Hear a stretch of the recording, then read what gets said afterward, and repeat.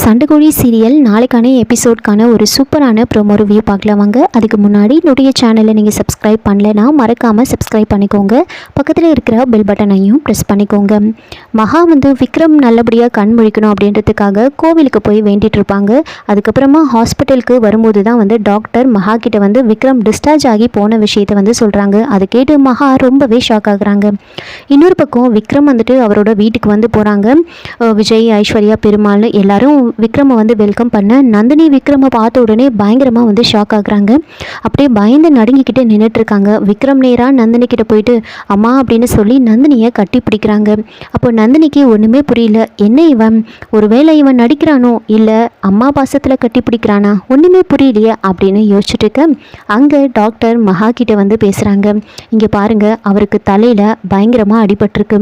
அவரோட மூளை நரம்பெல்லாம் ரொம்பவே கடுமையாக பாதிக்கப்பட்டிருக்கு.